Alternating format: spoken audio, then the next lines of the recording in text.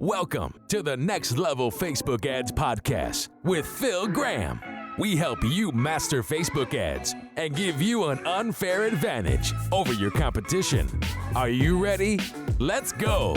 How's it going, podcast family? Welcome to the Next Level Facebook Ads Podcast, episode 464. Phil Graham here, and welcome to the last day of March in 2026. Today, I'm going to talk about why you might want to fix your offer before fixing your ads if you're running Facebook ads that are not working. So a lot of people think Facebook and Instagram ads are like the only important thing, and I don't. I don't just look at the ads. I don't look at the campaigns and creatives and targeting, and that's it. I also look at the offer, because if the offer is not right, then you might have the best ad in the world, but it might not be able to save a bad offer. I've seen people blame Facebook, they blame AI, they blame the algorithm or creatives or targeting or any number of things. And sometimes it is one of those things or multiple of those things, but other times it's not. Sometimes the ad is not the issue, but the offer is. So today, let's talk about crafting a strong offer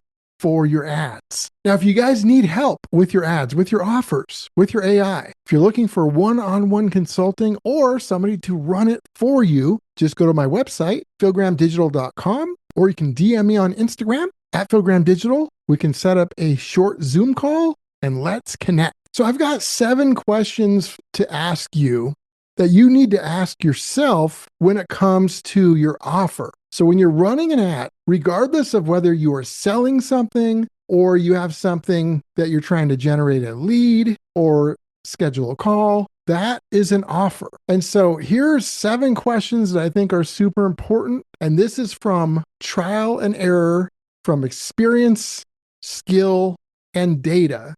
It's not just random. This stuff is really important. This stuff can make a difference. Now, I want to be clear.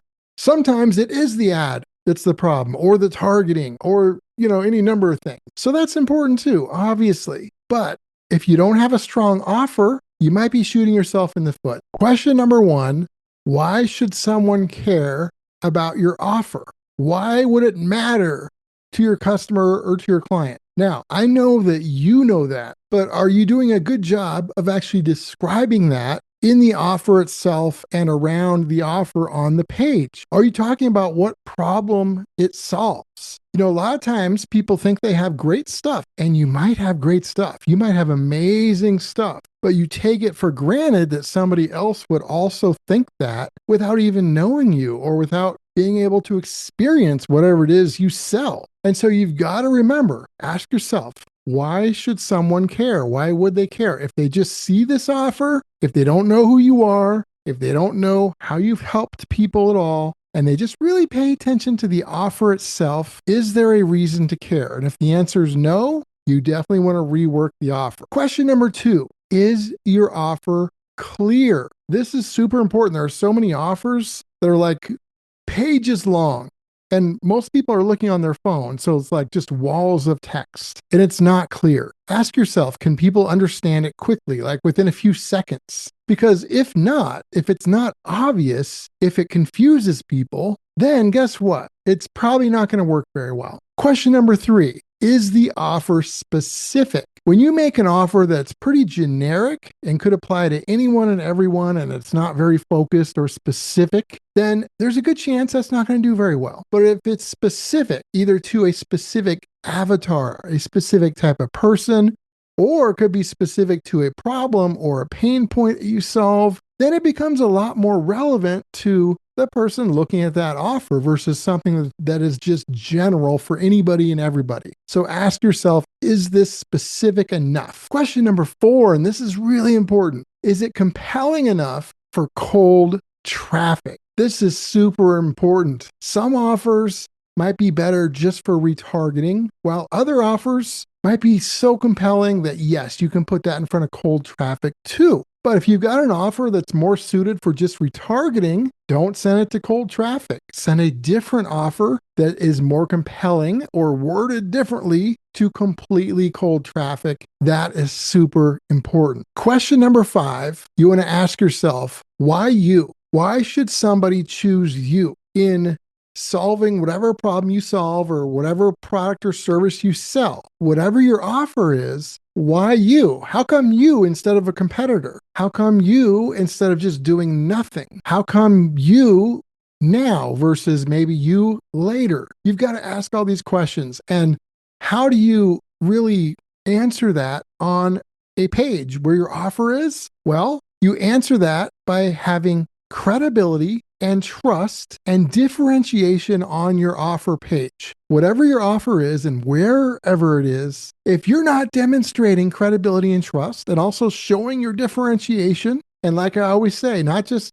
showing the differentiation, but talking about how that difference benefits your customers and clients. If you're not showing that, then they're going to be thinking, why you as well? Like, I can just get this from somebody else, maybe somebody I've already heard of. So you've got to do a good job with your offer of demonstrating your credibility, trust, and differentiation. We're almost done. 2 quick ones left. Number 6, is there too much friction? So sometimes you might have a good offer. It might actually be super solid, but there might be friction, whether it's the price or maybe it's the landing page. Maybe they have to read through too much stuff to actually take action. Maybe it's not formatted well for mobile on the phone. Maybe there's too many steps. There's so many things that can cause friction. There's too many. I could cover a whole episode just on that, but make sure you're asking yourself, is there too much friction or is it easy for somebody to take action? Is it easy to not only understand the offer like we've talked about, but also to act on it without having to search for a button or scroll through walls of text? Make sure there's not too much friction. And then last but not least, number 7, ask yourself, can I explain the offer in a very, very simple way? If you cannot explain it clearly, like you would be talking to a 10-year-old in like 15 seconds, in a sentence or 2 at the most, that, my friends, would be a red flag. That would be an issue. There are exceptions, but if you don't have a simple offer, then it's probably going to be really tough. So you guys, make sure with your offers, ask yourself these questions and work on improving your offers, and always try and improve your ads too, of course. But make sure you are not ignoring your offers. And as always, just a reminder, it's always important to point out that every business is unique. Results can vary. There's no guaranteed outcomes. So always keep that in mind. I hope that was helpful. Next week, I'm going to talk about why some Facebook ads don't even have a chance from the very start, and why and how to avoid it. Until then, if you guys want to get in touch, philgrahamdigital.com is the website. Podcast episode 464 is in the books, and I will talk to you guys on next week's episode. Have a great week. Peace out. Thanks for listening to the Next Level Facebook Ads Podcast. Please remember to subscribe and share this with all your friends. For show notes, more tips, and to learn more about Phil, please visit philgrahamdigital.com/podcast.